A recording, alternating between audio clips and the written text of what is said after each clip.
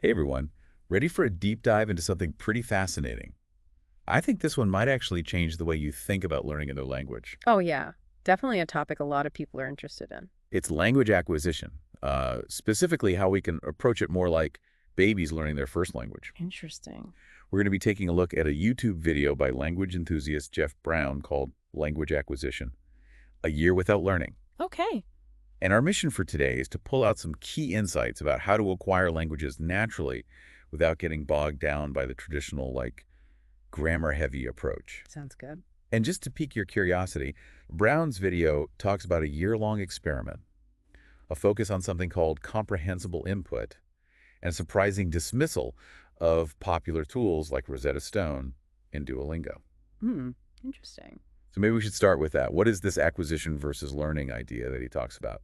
Yeah. So Brown makes this really important distinction between acquisition, which is basically how we naturally absorb a language and learning, which is more about consciously memorizing rules and vocabulary. Okay, so it's like the difference between picking up a language through immersion versus studying it in a classroom, Exactly. And he argues that acquisition is way more effective. which makes sense. I mean, think about how babies learn to speak. They don't crack open a textbook or anything. Right. They just soak it all in through constant exposure and interaction, and somehow it all clicks. Yeah, it's kind of amazing when you think about it. Absolutely. And Brown actually uses himself as an example. He says he never paid attention in grammar class, but he still became multilingual. Huh, interesting. So maybe grammar isn't the be-all and end-all of language learning. Well, that's what he's suggesting. And this ties into the concept of comprehensible input, which he says is the key to natural acquisition. Okay, so walk me through that. What is comprehensible input? Basically, it's any kind of content in your target language that you can generally understand, even if you don't know every single word. So like watching a movie with subtitles or listening to a podcast, even if I don't catch every phrase. Exactly. It's about immersing yourself in the language and letting your brain gradually make sense of it all. Like a puzzle that slowly starts to come together. Yeah, and this is how babies learn too, right? They're constantly surrounded by language that they only partially understand, but over time, they start to pick up on the patterns and nuances. Makes sense. So instead of getting bogged down in grammar rules, we should focus on just understanding the language in context. Precisely. It's about training your brain to recognize patterns and gradually decode meaning without overthinking it. Okay, that's starting to click for me. But what about grammar? I mean, it has to be important at some point, right? Absolutely. Brown doesn't completely dismiss grammar. He even suggests skimming grammar rules for a couple of minutes each day, if you find it helpful. Okay, so he's not saying throw grammar out the window entirely. Not at all. But Ah, he believes that focusing too much on grammar too early can actually hinder natural speech. interesting. So how does that work? He calls it the monitor hypothesis. And it basically means that if we're constantly trying to apply grammar rules while speaking, it disrupts the natural flow and makes us hesitant. Makes sense.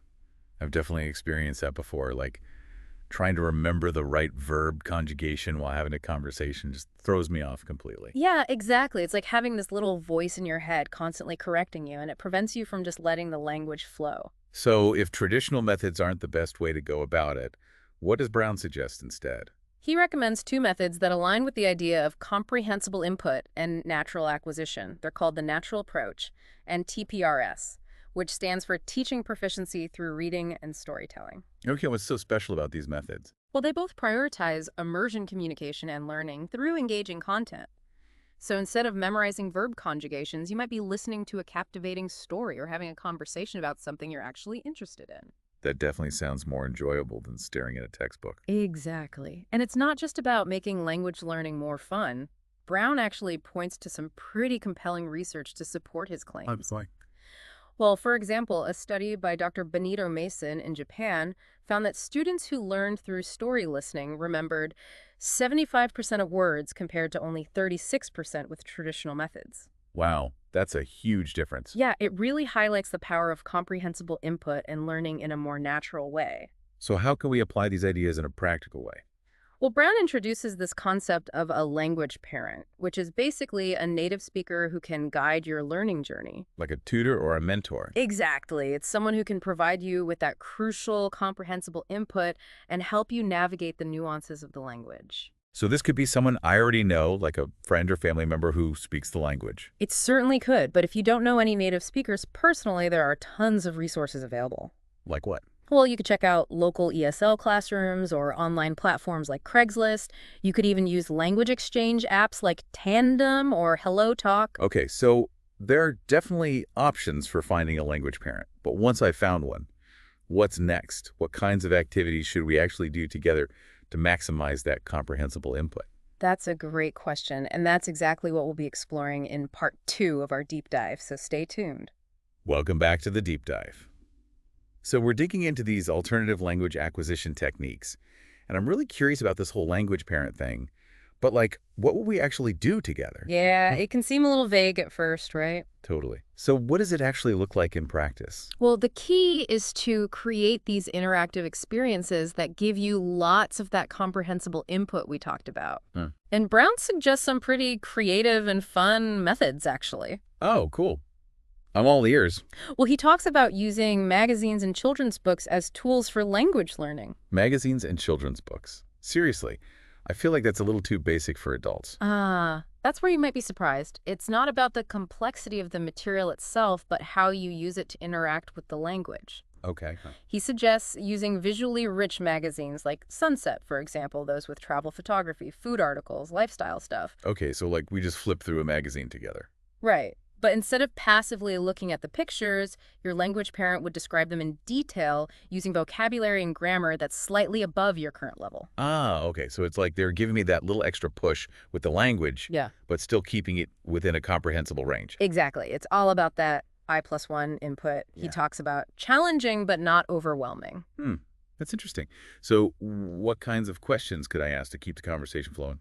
He suggests sticking to simple but powerful questions like, what is this? What are they doing and why? Okay, yeah, those are pretty basic questions, but I guess they force your language parent to actually explain things in more detail. Exactly. And that's where the magic happens. You're getting all this valuable input without even realizing you're learning. I like it, sneaky learning. Right. And it keeps things engaging too much more so than just memorizing vocabulary lists. Definitely. What about children's books, though? How do those fit in? Well, children's books are perfect for storytelling, which Brown considers a core element of natural language acquisition. Okay, that makes sense. But here's the interesting part. He doesn't actually expect the learner to retell the story, at least not in the beginning. Wait, really? So I don't have to worry about practicing my speaking skills right away? Not necessarily. The initial focus is simply on absorbing the language like a child listening to a bedtime story. Oh, wow. So I can just relax and let the sounds and rhythms wash over me. Exactly. And let your brain unconsciously process the patterns of the language. I could get on board with that, especially since I'm not always the most confident speaker when I'm first learning a new language. Yeah, it takes the pressure off, for sure. So what about that no grammar rule we talked about? Doesn't that make it hard to understand what's happening in the story? Yeah, I was wondering about that too. Well, Brown argues that grammar explanations can actually get in the way of natural acquisition. Really? How so? Remember the monitor hypothesis we talked about? Yeah, vaguely. Well, it basically means that if we're constantly trying to apply grammar rules, it disrupts that flow state where we're just absorbing the language naturally. So it's like overthinking things instead of letting our brains do the work. Exactly. And the idea is to let your brain pick up the grammar patterns through repeated exposure without getting bogged down in the rules. Okay, I can see how that would work. But what about mistakes? I feel like I learn a lot from being corrected. Well, that's where the no corrections rule comes in. Brown believes that constant corrections can actually be discouraging and interrupt the flow of conversation. Yeah, I can definitely see that happening. Like being constantly corrected makes me want to just clam up and not speak at all. Right, and the goal is to create a safe and encouraging environment where you feel comfortable taking risks and experimenting with the language without fear of judgment. Absolutely. So no grammar, no corrections, lots of comprehensible input. This is all starting to make sense now. Good. So are you ready for some more techniques? Bring on. I'm feeling inspired. All right, so Brown's a big fan of something called total physical response, or TPR. TPR. That sounds intense. What is that? Basically, it's learning through movement and physical actions, kind of like how children naturally acquire language. Oh, okay. So like I'm picturing myself jumping around and shouting verbs in a foreign language. Well, it could be that energetic, but it can also be much more subtle, like simple commands like stand up, sit down, pick up the book, things like that. Okay, so it's about associating words and phrases with physical actions. Exactly. It taps into that kinesthetic learning style and makes the language more concrete and memorable. I can see how that would be helpful and definitely more fun than just memorizing flashcards. Right. And the best part is you can even do TPR while sitting down. Just use hand gestures or imagine yourself performing the actions. That's good news for those of us who aren't exactly the most physically active. Exactly. So what about reading? Does that play a role in Brown's approach? Yeah, I was wondering about that. Absolutely. Reading is still important for solidifying grammar and vocabulary, but just like with other materials, the key is to choose things that are genuinely interesting to you. Okay, so instead of slogging through a boring textbook, I could read a blog about my favorite hobby, even if it's in another language. Exactly. Even if you don't understand every single word, the context will give you clues and help you learn. And my language parent could help me choose material that's just challenging enough, right? That whole I+1 thing. Exactly. They can guide you towards the sweet spot where you're learning and growing without feeling overwhelmed. Okay, this is all making so much more sense. Now I'm really starting to see how language learning can be woven into everyday life and enjoyable activities. That's the goal, right? Make it fun and engaging. So what about practice outside of the sessions with your language parent? How do you fit that in when you're busy? Yeah, that's a good question. I don't have unlimited free time. Well, Brown has a really simple but effective strategy for that. He suggests recording your language sessions. Recording them, what, with my phone? Exactly. Just use your phone to record those storytelling sessions or even just casual conversations with your language parent. Interesting. Why would I do that? Well, then you can listen back to them throughout the week and reinforce what you learned. I get it. So it's like creating my own personalized language immersion program. Exactly. You can listen during your commute while you're doing chores, even while working out. It's all about maximizing your exposure to the language. Okay, I'm liking this strategy. Mhm. It's so easy and convenient, and it makes those sessions with my language parent even more valuable. Right? It's like getting double the bang for your buck. So Right. we've covered a lot of ground here, but I want to circle back to something we touched on earlier. Brown's critique of those popular language learning apps like Rosetta Stone and Duolingo. Oh yeah, what's the deal with those? I've used them before, and I always felt like I was learning vocabulary, but not really gaining fluency. Exactly. And Brown shares that sentiment. He finds Rosetta Stone a bit too robotic and lacking in genuine human interaction. Okay, that makes sense. I mean, it's not exactly the most exciting way to learn a language. Right. And while he acknowledges that Duolingo can be fun and engaging, he's not convinced that it leads to real-world communication skills. Yeah, I've definitely experienced that disconnect before. Like, I could be really good at playing a language learning game, but then struggle to hold a basic conversation. Exactly. It's like the difference between studying music theory and actually playing an instrument. So those apps might be okay as a supplement, but they shouldn't be the main focus. That's what Brown argues. He believes that nothing can replace the power of genuine human interaction and immersion in the language. Okay, I'm on board with that, but there's one thing I'm still a little fuzzy on, that year-long experiment he talks about. What exactly is he trying to achieve with that? So Brown set himself the ambitious goal of acquiring Arabic in a year, using only comprehensible input and avoiding reading and writing for the initial phase. Wow, that's pretty intense. So he's basically going all in on this natural acquisition approach. Exactly. He's mimicking how babies learn language, focusing solely on listening and speaking to see how far he can get. That's fascinating and a little bit crazy, I have to admit. I'm really curious to see how it turns out for him. Me too. It raises some interesting questions about the order of skill acquisition and whether focusing on oral communication first can actually lead to faster fluency. Yeah, that's a really interesting point and one that we'll definitely be exploring further in the final part of our deep dive. All right, welcome back to the deep dive. So we're wrapping things up with Jeff Brown's approach to language acquisition, and honestly, I'm so intrigued by his year-long experiment with Arabic. It's making me rethink my whole approach. Yeah, it's really pushing the boundaries, isn't it? He's basically flipping the script on how we traditionally think about language learning. Yeah, exactly. I mean, ditching reading and writing at the beginning, that seems so counterintuitive. But it makes sense when you think about it. He's really trying to replicate how babies learn, focusing on just listening and speaking first. Right. It's like he's saying, hey, let's strip away all the complexities and go back to the basics, Yeah. build that strong foundation in oral communication, and the rest will follow. Yeah, it's like, don't worry about perfect grammar or writing skills at first.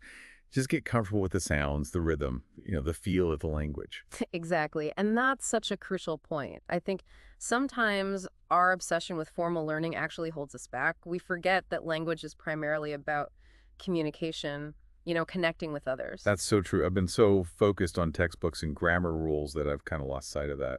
It happens, and that's why Brown's approach is so refreshing. It reminds us that language learning can be fun and intuitive and organic. It's making me wonder if we're overthinking things, you know? Maybe we need to embrace the messiness a bit more, like just dive in and allow ourselves to make mistakes. Well, Brown actually talks about that. He says it's important to get comfortable with being uncomfortable. You know, those moments where you stumble over words or feel a little lost, those are actually opportunities for growth. So like instead of feeling embarrassed when I mess up, I should see it as a sign that my brain is actually making new connections. Exactly. And there's research to back that up. There's a concept called desirable difficulty, which suggests that challenges, when they're the right level, can actually boost learning and retention. Hmm. That's pretty cool. It makes all those inevitable fumbles feel a lot less intimidating. Right. It's all part of the process. But speaking of challenges, we've talked a lot about the importance of finding a language partner. But what if that's not an option? You know, what if I can't find a language parent? Yeah, that's a good point. Not everyone has access to a native speaker.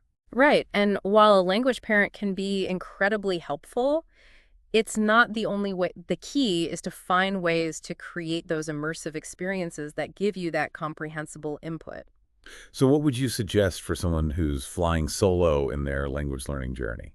Well, there's still a ton of resources out there. Think podcasts, audiobooks, movies, TV shows, anything that exposes you to the language in a fun and engaging way. Okay, yeah, that makes sense. And I could still use that recording trick. Yeah. Like even if I'm just reading aloud from a book or talking to myself in the target language. Absolutely. It might feel awkward at first, but it's a great way to practice speaking and listening. And you can always listen back to identify areas where you need more work. Okay, that's a really good tip. It's like having a language parent in your pocket, even if you don't have one in real life. Exactly. And it keeps you accountable, Right. makes you more conscious of your progress. Right before we wrap up, I want to touch on something we discussed earlier.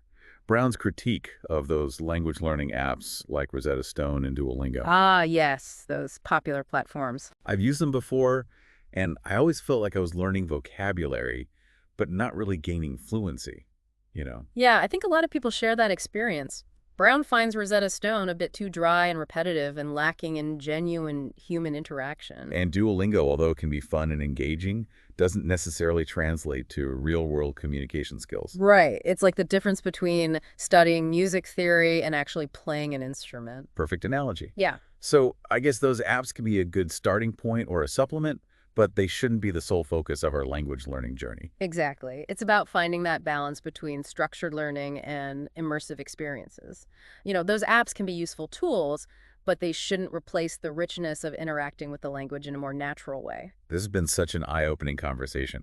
I'm seriously inspired to rethink my whole approach to language learning and give some of Brown's methods a try. What about you? Oh, absolutely. I'm already thinking about how I can incorporate some of these ideas into my own language practice.